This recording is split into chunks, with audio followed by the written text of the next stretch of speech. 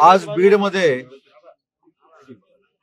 कौशल्य विकास केंद्राच्या भूमिपूजनाच्या निमित्तानं जो निधी MIDC ने उपलब्ध करून दिलेला होता, त्या निधीच्या अनुषंगानं जे रतन टाटा बीड जिल्ह्याचं कौशल्य विकास केंद्र होते त्याचं भूमिपूजन 2.5 वाजता आहे.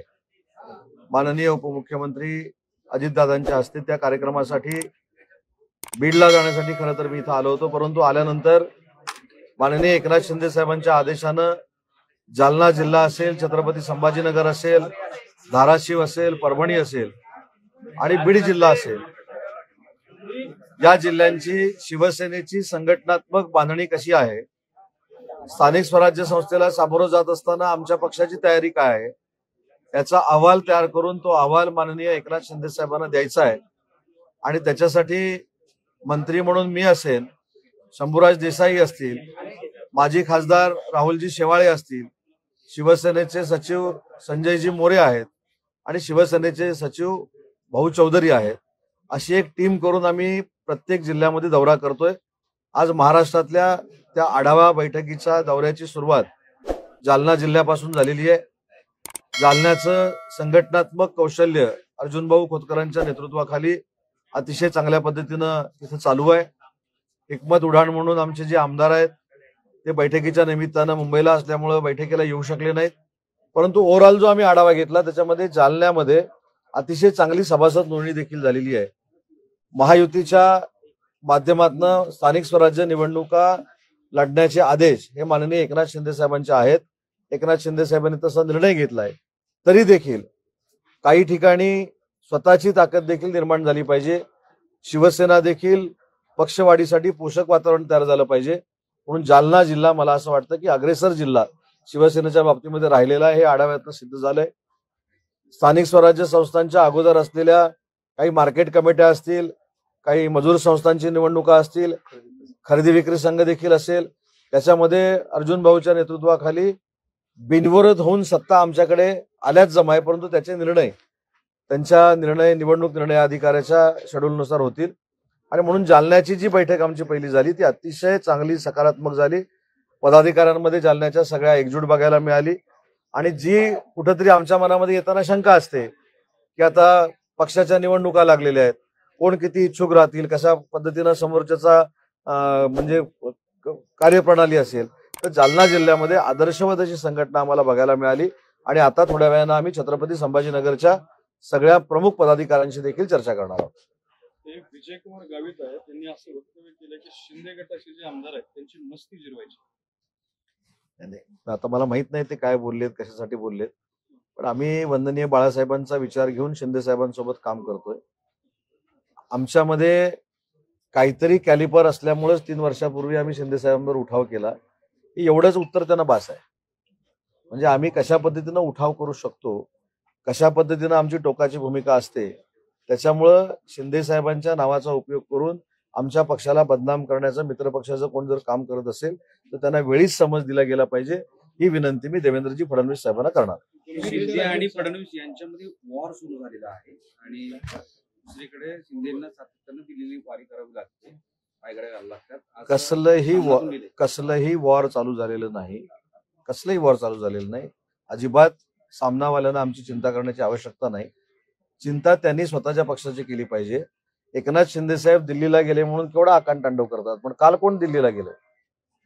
काल जेवणासाठी, मेजवानीसाठी, पंचपक्वान्न राहुल गांधींचं खाण्यासाठी कोण गेलेलं आहे दिल्लीला?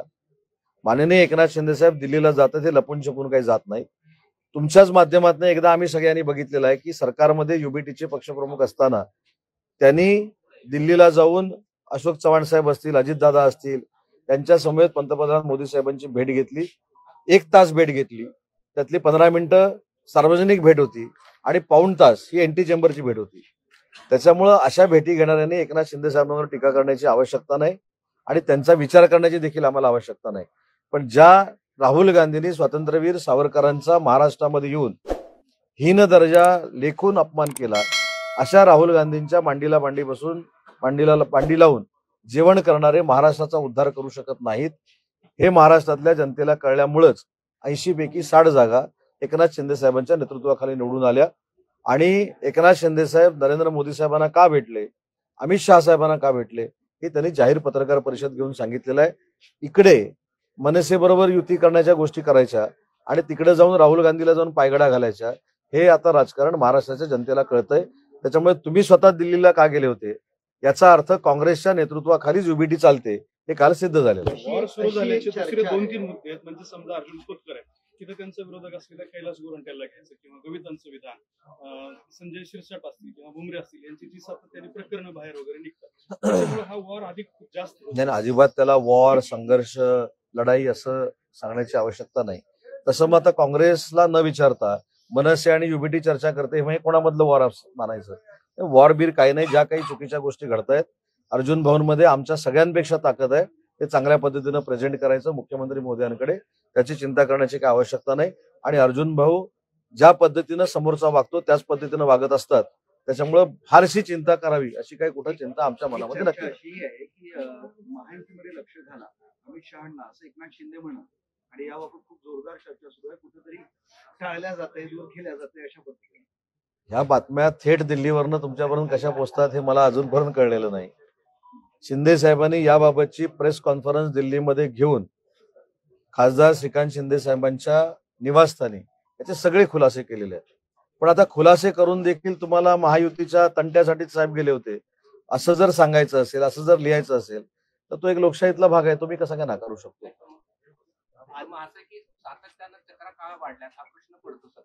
नाही, पण का जाऊ नये हा पण प्रश्न आहे ना. का जाऊ नये? आपण का जाऊ नये? बरं, सगळं अलबेल आहे हे असं दुसरीकडे तुम्ही असं असं म्हणायचं नाही. आणि पहिली गोष्ट अशी आहे की विरोधक सांगतायत जाऊ नये, हे तुमच्या मुखात घेऊन तुम्ही जाऊ नये हा प्रश्न विचारणं, त्याच्यापेक्षा माझी विनंती आपल्याला का जाऊ नये? सगळं अलबेल आहे. महाराष्ट्राच्या विकासासाठी, महाराष्ट्राच्या दळणघडणीसाठी तर जात असतील, त्याच्यामध्ये विरोध असू नये. बरं, दुसरी गोष्ट, माननीय एकनाथ शिंदे साहेबांचे चिरंजीव हे आमच्या लोकसभेचे गटनेते आहेत.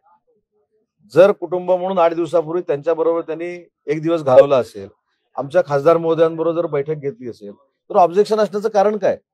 मेजवान राहुल गांधींना शिव्या घालणाऱ्या लोकांबरोबर मेजवानी जोडण्यापेक्षा स्वतःच्या मुलाच्या निवासस्थानी जाऊन स्वतःच्या खासदारांबरोबर बोललेलं चांगलं आहे ना. किंवा अमित शहासारख्या हिंदुत्व असलेल्या माणसाला भेटलेलं चांगलं आहे. नरेंद्र मोदी साहेबांनी ज्यांनी भारत देशाला जगाच्या नकाशावर नेलं अशा माणसाला भेटलं तर काय योग्य आहे? राहुल गांधीला भेटणं किंवा वाईट आहे, मग त्यांची तशीच विचार आहे. आम्ही कुठं काय म्हटलं? मग त्यांनी एकनाथ शिंदेवर टीका करू नये ना. स्वतः काचीच्या घरात राहायचं आणि दुसऱ्यावर दगड मारायचं हे असू नये. त्यांनी कोणाला पण भेटावं, त्यांनी दिल्लीमध्ये कोणालाही भेटावं, कोणाबरोबर जेवावं, आमचं कुठं काय म्हणतोय. पण त्यांनी काही झाले नाही कुठं. ऐका ना साहेब, फोटो तर आम्ही बघितले. माझं म्हणणं असं आहे की ते त्यांनी काय करावा त्यांचा लोकशाहीतला निर्णय आहे, पण आम्ही काय करतोय म्हणून त्यांनी टीका करू नये ना. बरं, सामनाचा तुम्ही उल्लेख केला. सामनामधनं नारायणराव राणे आणि नितेश राणेंवर टीका होते आणि त्याच दिवशी नितेश राणेंच्या खात्याची ऍडव्हर्टाईज 2 लाखाची सामनाला असते. हा प्रश्न कधीतरी तुम्ही इथंच बसणाऱ्यांना विचारलं पाहिजे ना. आम्ही आपलं सगळं संयमाने घेतो, त्यांच्यासारखं उलट सुलट काही बोलत नाही, त्याचा ते गैरफायदा घेतात. पण मी अर्जुन भवनेने आता असं ठरवलंय की रोज सकाळी आपण पण उठून असंबंध बोलायचं की त्याची ब्रेकिंग होते असं आम्हाला आता वाटायला लागलेलं आहे. काही बोलायचं तोंडाला, जे काही दुनियेत घडणारच नाही ते घडणार असं सांगितल्यानंतर त्याचीच ब्रेकिंग होते. पण दुसरी महत्वाचा गोष्ट अशी आहे की जालनामध्ये आजच्या बैठकीमध्ये व्यापाऱ्यांना न्याय द्या अशा पद्धतीची अर्जुन खोतकर साहेबांनी जी बाजू मांडली ती आपल्यापर्यंत कोण पोचवत नाही. महात्मा फुले मार्केटला ताकद द्या, जे उपोषणाला समृद्धी महामार्गासाठी बसलेले आहेत त्यांना न्याय द्या, हे आम्ही विधायक गोष्टी घेऊन जातो. आणि काही लोक शिवीगाळ करतात. त्यामुळे शिवीगाळ करणाऱ्यांकडे 2 अर्थानं बघितलं जातं. ते दोन्ही अर्थ मी तुम्हाला सांगत नाही, तुम्हाला ते सगळे चांगले माहिती आहेत. आम्हाला शिवीगाळ करणाऱ्यांकडे बघण्याची आवश्यकता नाही. आम्ही अतिशय विधायक दृष्ट्या शेतकऱ्यांच्या न्याय हक्कासाठी भांडतोय. आणि समृद्धी महामार्गाचा प्रश्न असेल किंवा महात्मा फुले मार्केटचा प्रश्न असेल, हे देखील आम्ही जनतेचे प्रश्न घेऊन पुढे जाणार आहोत ना. हे आमच्या बैठकीचं फलित आहे. उद्धव ठाकरेंचं वाक्य सांगतो मी तुम्हाला, to be very specific. Eknath Shinde त्यांच्या मालकाला भेटायला आले असतील असं दिसतंय, असं उद्धव ठाकरे म्हणाले. मग हे कुठच्या मालकाला भेटायला गेले? कसं आहे, बोललं तर फार आहे. साध्या प्रश्नाचं उत्तर आजपर्यंत महाराष्ट्राच्या जनतेला मिळालं नाही. वंदनीय हिंदू हृदय सम्राट बाळासाहेब ठाकरे साहेबांची भूमिका अशी होती की स्वातंत्र्यवीर सावरकरांना भारतरत्न मिळाला पाहिजे. ज्यावेळी एखादा काँग्रेसचा त्यावेळेचा कोणतरी एक मिनिस्टर होता, त्यानं स्वातंत्र्यवीर सावरकरांवर बोलल्यानंतर स्वतःचं पायतान बाळासाहेबांनी हातात घेऊन जोड्यानं मारलं होतं. आपल्या सगळ्यांना इतिहास माहिती आहे. मग जे जेवायला जात आहेत ते तिथेही भूमिका घेणार आहेत का? ते घेणार नाहीत. त्याच्यामुळे कोण कोणाचा मालक आहे हे सिद्ध झालेलं आहे. युतीचा निर्णय घ्यायला आम्ही दोन्ही बंधू सक्षम आहोत, त्यासाठी तिसऱ्याची आवश्यकता नाही असं उद्धव ठाकरे म्हणतात. आम्ही कुठं म्हटलं आम्ही तेच सक्षम आहे. त्यांनी काय करायचं ते करावं. कसं आहे ते बोलले महानगरपालिका आधी लागू दे, तिकीट वाटप आपलं होऊ दे, त्याच्यानंतर सगळ्या गोष्टी आपण बोलू ना. आजची बैठक ही महानगरपालिकेच्या दृष्टीने महत्वाची आहे संभाजीनगरची. मात्र पालकमंत्री असतील किंवा मुख्यमंत्री आहेत संजय शिरसाट, हे अनुपस्थित आहेत. नाही, मला असं वाटतं की अनुपस्थित राहिल्यामुळं त्याच्यामध्ये संघटनेवर काय परिणाम होतो याच्यातला भाग नाही. त्यांनी माननीय एकनाथ शिंदे साहेबांची परवानगी घेतलेली आहे. आता बुमरे साहेब पण नाही आहेत, ते दिल्लीमध्ये आहेत, त्यांचे चिरंजीव आहेत. जरी शिरसाट साहेब नसले तरी प्रदीप जयस्वाल साहेब शहरातले आहेत, ते नसले तरी आमचे शहर प्रमुख आहेत, जिल्हा प्रमुख आहेत. त्याच्यामुळे त्यांच्या कामानिमित्त ते जर मुंबईमध्ये असतील तर ते संघटनेच्या मिटिंगला उपस्थित राहिले नाहीत असं सांगण्याची काय आवश्यकता.